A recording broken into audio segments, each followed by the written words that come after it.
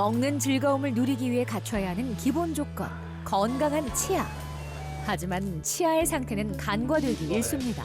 사진을 보면은 음식을 잘게 잘 씹는다는 것은 이를 치료하는 고의 하나뿐만 아니라 문제가 되는 이와 그 주위의 이들도 전체적으로 치료 계획을 잡는 것이 이 치과 치료의 수명과 결과를 좌우하게 됩니다. 그러니까 본인은 잘 씹고 계신데 문제는 모든 하중을 어금니로만 받다 보니까 어금니들이 좀 빠르게 망가지는 경향성이 있으세요.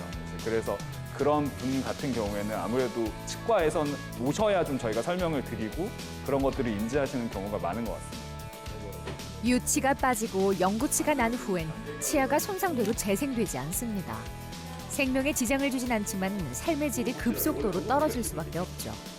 정상적인 삶을 유지하기 위해선 가치 측정이 불가능한 치아의 중요성에 주목해야 합니다. 최선의 치료로 치아 건강을 책임지는 통합치의학과 전문의 조지봉 원장. 치어를 바로잡아 올바른 교합을 만드는 치과 교정과 전문의 신형건 원장.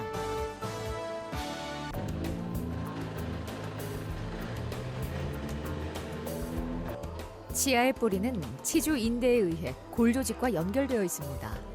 그런데 치주인대에 이상이 생겨 골조직과 치아의 뿌리가 붙는 경우가 있는데요. 이런 치아를 유착치라고 합니다. 어릴 때부터 선천적으로 이제 코 안쪽으로 있다고 해가지고 요거를 다른 치과에 가봤는데 안 된다고 그래가지고 그냥 이대로 살라고 했는데 우연찮게 여기 오게 돼서 치료를 잘 받고 있습니다. 아픈 건 당연히 있었죠. 아픈데 이제 뭐 요 안에 있는 치아를 어떻게 뺄 방법이 없기 때문에 혼자 좀 고생을 좀 많이 했죠. 치아가 안쪽에 이제 하나 바뀌었기 때문에 뭐 다른 사람들보다는 치아가 없어서 뭐 씹는 것도 그렇고요, 사실. 또 보이는 것도 그렇고 좀 많이 안 좋았죠. 치아도 많이 삐뚤삐뚤하고 이제 치아도 없다 보니까 거기에 대해서 이제 또 묻는 것도 지금은 마스크 끼고 좀 있지만은 평상시에는 뭐 잘 웃지도 못하고 웃을 때도 입 다물고 웃고 이런 게 조금 심했죠. 박정도 씨는 만 6세 정도에 나와야 하는 치아가 나오지 못하게 되면서 교합이 무너졌습니다. 한쪽으로만 씹는 습관이 생기다 보니 힘이 과하게 가해져 치아가 깨지거나 충치가 생기기도 했죠. 큰 수술을 피하기 위해 치관 절제술로 유착치의 머리만 잘라내 공간을 확보하고 살릴 수 있는 치아는 신경치료로 보존했습니다. 임플란트를 심기에 앞서 교정치료로 교합을 바로잡아주고 있는데요. 윗니와 아랫니가 잘못 맞물리고 치아가 기울어진 상태였기 때문에 교합을 맞추는 게 중요했습니다. 윗니가 아랫니를 덮지 못하고 아랫니가 좀 많이 나오셔가지고 이런 식으로 아랫니가 윗니를 오히려 이렇게 물고 있는 관계였어요. 이제 전문 용어로 반대결합을 얘기를 하고요. 지금같이 아주 심하지 않은 경우에는 앞니들을 뒤로 당겨줘가지고 이제 그런 것들을 교정으로만 좀 맞출 수 있게 진행을 하고 있습니다. 윗니를 덮은 아랫니의 위치를 교정해 정상적인 교합을 만들어가고 있습니다. 아직은 맞춰가는 단계인데요. 오늘은 기울어진 치아를 세워 확보한 공간에 임플란트 2개를 심을 예정입니다. 치료에 앞서 전문 분야가 다른 두 의료진이 치료 계획을 공유하죠. 협진을 함으로써 환자에게 더 나은 치료법을 제공하고 있습니다. 살짝 미는 걸로 임플란트를 먼저 식립을 하고 식립을 하고서 뼈에 붙는 기간이 필요한데요. 그 기간 동안 조금 더 그 공간을 밀어서 나중에 최종적으로 임플란트 위에 치아 머리가 올라갈 때 부딪히지 않도록 조금 더 교정을 진행하기로 이제 말씀을 드렸습니다. 박정도 씨처럼 어린 시절부터 교합이 맞지 않는 경우엔 치아 손상을 피하기 어렵습니다. 점점 발음에 문제가 생기고 음식물을 제대로 씹지 못하는 것은 물론 심미적인 부분에도 영향을 주죠. 오른쪽에는 이 하나가 제대로 나질 않아서 이끼리 맞물리는 교합이 제대로 되어 있지 않은 상태였고요. 그 상태로 좀 어린 시절을 지나고 시간이 많이 지나다 보니까 왼쪽 한쪽으로만 식사를 장기간 오래 하셨고요. 왼쪽에 있는 어금니들이 이 하나는 이미 많이 상해서 이를 발치한 상태로 내원하셨고요. 남아있는 어금니 2개 중에서 하나도 충치가 너무 심해서 살려 쓰기에 좀 어려운 상태였습니다. 문제가 생긴 지 수십 년이 지나고 병원을 찾은 탓에 발치를 피할 수는 없었습니다. 대신 치료가 가능한 치아를 발견한 덕분에 자연 치아를 남길 수 있게 됐죠. 어금니 중 마지막으로 남아있는 이라도 살리기 위해서 많이 기울어져 있는 어금니를 쓰러져 있는 상태에서 제 위치로 천천히 세우면서 원래 이가 있어야 할 공간을 확보를 했고요. 그 빈자리 두 군데에 오늘 임플란트 식립을 해서 원래 이 개수에 맞는 아래 위 교합 씹는 부분을 만들어 드릴 예정입니다. 광대뼈 밑에는 상악동이라는 공간이 있습니다. 해당 부위의 치아가 상실되면 밑으로 내려앉아 잇몸뼈가 얇아지는데요. 이 상태에서 바로 임플란트를 심으면 잇몸이 뿌리를 단단히 지탱할 수 없습니다. 따라서 상악동을 밀어 올리고 그 자리에 뼈를 이식해 임플란트를 안정적으로 식립합니다. 자리를 잡고 나면 저장력을 80에서 90% 이상 회복할 수 있을 겁니다. 안쪽 잇몸뼈가 약한 부분들은 잇몸뼈 이식과 상악동 거상술을 통해서 원래 정상적인 뼈 형태를 만들어 놨고요. 적절한 위치에 임플란트가 잘 식립이 되어서 뒤쪽에 살려 쓰는 이와 함께 잘 씹을 수 있는 이를 만들어 드릴 수 있을 것 같습니다. 임플란트를 심기 위해 제거한 교정용 철사를 다시 달아줍니다. 아직은 임플란트에 보철이 올라갈 공간이 부족해 치아를 조금 더 세우고 전체적인 교합도 수정해 나갈 계획입니다. 치료를 시작한 지 2년이 다 되어가는데요. 눈에 띄게 가지런해진 치아처럼 박정도 씨의 자신감도 한층 상승했습니다. 전체적으로 치아가 많이 삐뚤삐뚤하니까 거기서 컴플렉스가 굉장히 많았는데 지금은 앞니 자체도 많이 펴져가지고 뭐 제가 약간 좀 자신감이 좀 생기지 않았나 싶어요. 동기적으로 치과 자주 오면서 좀 치과에 대한 부담감이 좀 떨쳐버리고 좀 치과로 좀 친하게 지내려고 좀 하고 있습니다.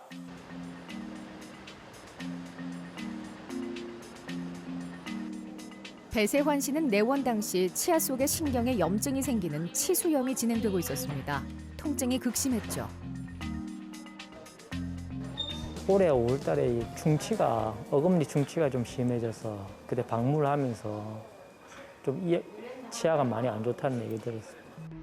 전반적으로 충치가 심하고 몇몇 치아는 과거에 부러져 없어졌습니다. 그 근처의 치아들은 쓰러져 있었죠. 임플란트를 심기에 앞서 교정 치료로 공간을 확보해야 했습니다. 좁은 자리에 임플란트를 심기 위해 치아를 깎고 보철을 하는 경우도 있긴 하지만 자연 치아를 살리는 방법을 택했죠.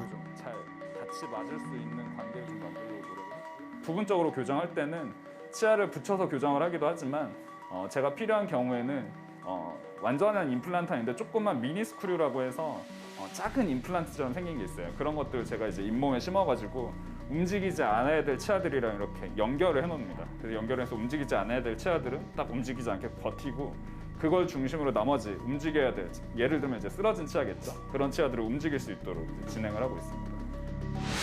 부분적으로 교정 치료를 진행해 공간을 확보한 후 임플란트를 심었습니다. 배세환 씨처럼 치아가 없는 상태를 방치하면 맞물려서 저작 기능을 해야 하는 위쪽 치아와 인접 치아가 무너질 수밖에 없는데요.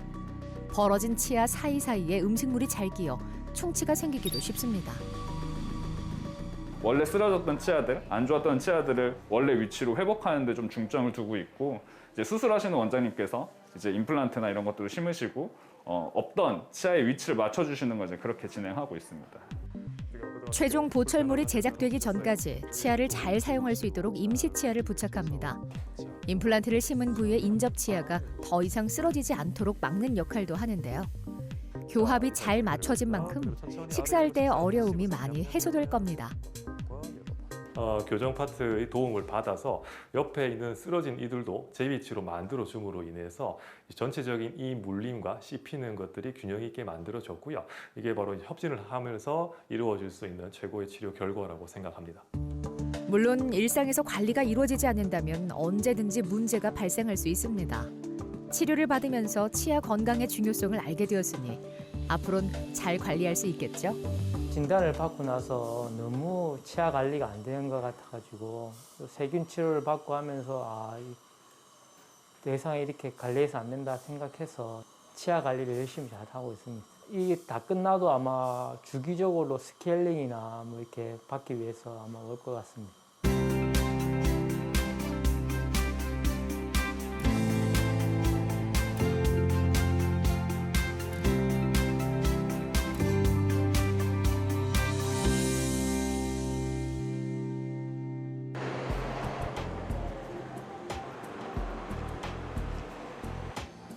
임플란트는 상실되거나 살려 쓸 수 없는 치아를 대신하지만 관리하지 않으면 다시 치료를 해야 할 수도 있습니다. 7년 전 임플란트를 여러 개 심은 김재동 씨는 임플란트 주위염이 진행되고 있었습니다. 그러니까 염증이 생겨서 이제 통증이 오기 시작했고 그 이후에 이제 이빨이 흔들리기 시작하고 그래서 이제 한쪽에 이빨을 하나를 빼고 나면 그쪽으로 이제 음식을 씹지 않다 보니까 또 한쪽으로 이제 그 음식을 계속 씹다 보니 또 한쪽이 또 어느 이빨 하나가 문제가 되고 그 잇몸 상태가 안 좋은 이빨하고 해가지고 14개를 그때 제가 1차로 그 해외에서 제가 그 임플란트 시술을 받았습니다. 임플란트 주위염으로 치조골이 파괴되고 아래턱에 자연 치아에까지 영향을 줘 심하게 흔들리는 상태였습니다. 관리를 제대로 못하다 보니까 또다시 거기 임플란트 했던 자리도 잇몸이 안 좋아지고 그 이후에 이제 원래 그 제 이빨을 가지고 있던 부위도 잇몸이 안 좋아지고 16개 정도 다시 또 치료를 해야 된다고 그렇게 제가 의사 선생님한테 얘기를 듣게 됐고 그래서 지금 계속 여기 와서 치료를 지금 받고 있는 중입니다. 어금니가 재구실을 하지 못하다 보니 앞니로만 식사를 하는 게 습관이 됐습니다. 그 결과 앞쪽의 치아가 벌어지고 있었는데요. 아랫니는 골 파괴가 진행돼 뽑을 수밖에 없었지만 살려 쓸 수 있는 임플란트는 재보철을 하기로 했습니다. 잇몸뼈가 남은 곳엔 임플란트를 최소한으로 심고 연결된 보철물을 통해 씹는 힘이 골고루 분산될 수 있도록 했죠. 그대로 또 앙 다물어 보십시오, 선생님. 네, 좋습니다. 임플란트라는 게 보통은 이제 이가 좀 약해지거나 잇몸에 염증이 많이 생겨서 이를 살리지 못할 때 하는 경우가 많은데 그 이를 망가뜨리는 어떤 이유, 보통 이런 경우는 세균이 됩니다. 그런 것들이 사실 조절이 안 된 상태에서 그냥 임플란트만 들어갔을 때는 임플란트가 들어간다 하더라도 그 주위에 잇몸은 내나 잇몸이 염증이 계속 새어 있거나 아니면 안에 세균이 자꾸 있는 경우가 많습니다. 즉 새로 임플란트가 교체돼서 들어간다 하더라도 그 다시 잇몸 주위에 있던 기존의 염증 같은 것들이 임플란트를 재차 오염시키고 망가뜨리는 경우가 종종 있죠. 상태에 따라 임플란트를 유지하거나 제거하고 살려 쓸 수 없는 자연 치아를 발치한 후 뼈 이식으로 잇몸뼈를 튼튼하게 만들었습니다. 임플란트도 정확한 위치에 다시 자리를 잡았습니다. 임플란트가 탈이 나거나 그러면 아주 간단하게는 임플란트 빼고 새로 임플란트를 넣는 것만 생각하기 쉬운데 이게 어느 정도 수준이라면 그 임플란트를 유지를 하는 게 더 좋은 선택일 수도 있습니다. 그래서 저희가 이제 임플란트가 예전에 하신 게 탈이 난 이유를 파악해 본 결과 요 그래프들이 얘기하는 게 입안에 사는 세균들입니다. 저 세균의 숫자만 좀 줄여주고 조절을 해줘도 지금 조금 약해져간 기존의 임플란트도 충분히 살려서 빼고 다시 한 그런 게 아니라 지금 있는 이 상태와 임플란트 상태를 최대한 유지함으로써 지금 이 최종 보철의 수명을 더 늘리고 식사를 좀 더 오래 할 수 있게 그렇게 만들어드리는 목표로 해서 지금도 계속 이제 관리를 해드릴 거고 앞으로도 그 과정 계속 진행해드릴 겁니다. 임플란트 주위에 염증이 생기지 않으려면 구강 위생 관리를 철저히 해야 합니다. 치태 염색제로 치태가 낀 부분을 붉게 물들여 관리가 소홀한 부분을 확인합니다. 양치를 잘하고 있다고 생각해도 검사를 해보면 플라그가 제대로 제거되지 않은 경우가 많은데요. 이렇게 잘못된 양치질 습관을 바로잡고 칫솔이 잘 닿지 않은 잇몸 사이사이는 치실과 치간 칫솔을 사용해야 자연 치아와 임플란트를 오래 사용할 수 있습니다. 아까 세균 보셨잖아요. 그래서 그 세균 제거하기 위해서 저희가 전문가 이솔질 들어갈 거거든요. 치위 생사가 직접 이솔질을 해주는 전문가 이솔질로 잇몸 사이사이의 플라그를 제거하고 잇몸을 적당히 자극해 탄탄하게 만들어줍니다. 치아 관리를 소홀히 한 탓에 많은 임플란트를 심게 됐지만 지금이라도 관리를 열심히 해 큰 치료를 할 일 없도록 노력할 겁니다. 사실 뭐 예방 관리든 임플란트든 모든 치과 치료가 사실은 이제 사후에 받게 되는 거라서 지금 이렇게 건강한 이빨을 가지고 계신 분들한테는 평상시에 내가 문제가 없다라고 생각할 때 치과에 들러가지고 전문가들한테 이제 그 진단을 받아보고 그때 그러니까 우리가 일이 확대되기 전에 그 사소할 때 그때 치료를 하는 게 제가 볼 때는 가장 중요하다고 생각합니다.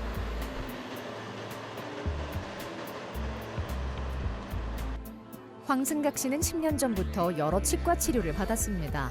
잇몸에 문제가 자주 생겼기 때문인데요.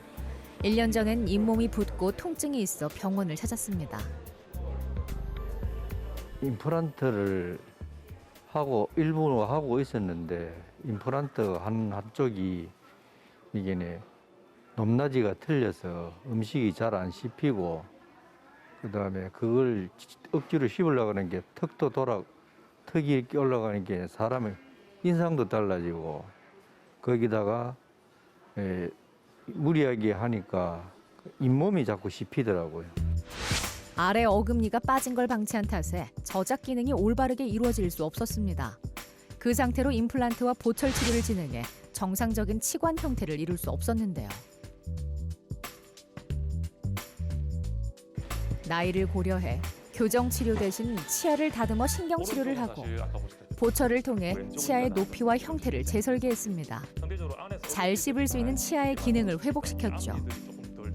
뭐 전반적으로 잇몸이 좀 약하시기도 했지만 그 오른쪽이 어금니 쪽이 유독 잇몸이 좀 많이 상해 있는 그런 상태셨어요. 보통 우리가 만성 치주염이라고 하는데 보통 치주염 같은 경우에는 전반적으로 오는 경우가 많아서 한두 군데가 그렇게 급격하게 오는 경우가 좀 드뭅니다. 예전에 이제 임플란트를 하셨었고 임플란트 이 뿌리 자체는 큰 문제가 없었는데 그 위쪽 이 자체의 높이와 형태 그리고 다름 정도가 좀 많이 심해서 그 왼쪽으로 식사를 하시는 게 굉장히 어렵고 씹어도 잘 안 씹히시니까 계속 오른쪽 한쪽으로만 식사를 하시는 상태였죠. 골파괴를 일으킨 원인을 치료해 정상적인 치아 형태와 교합을 회복했습니다. 한쪽으로 씹는 습관이 자연스럽게 사라지면서 오랜 고통에서 벗어날 수 있게 됐죠. 정기적인 검진으로 치아 건강을 지킬 겁니다. 아래 위 이를 같이 치료를 들어가서 위아래가 밸런스 있고 균형 있는 보통 아기가 맞다고 표현합니다. 교합이 잘 물리도록 그런 형태로 위아래 이를 교체를 함으로써 나중에 오른쪽 위에 이를 해넣은 시기까지 왼쪽으로 잘 씹을 수 있도록 그렇게 이를 다시 만들어 드렸었죠.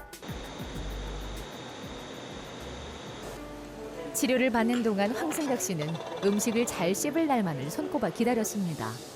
먹는 즐거움을 되찾고 싶었죠. 그 간절한 바람이 이젠 평범한 일상이 됐습니다.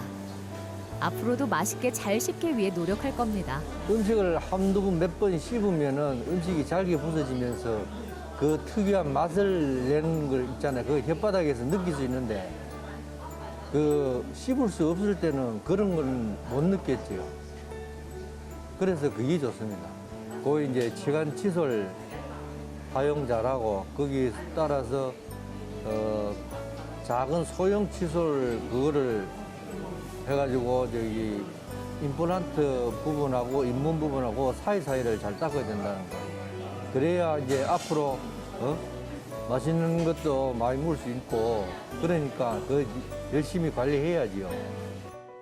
치아는 조화가 중요한 부위입니다. 하나만 문제가 생겨도 전체의 문제가 되기 쉽죠.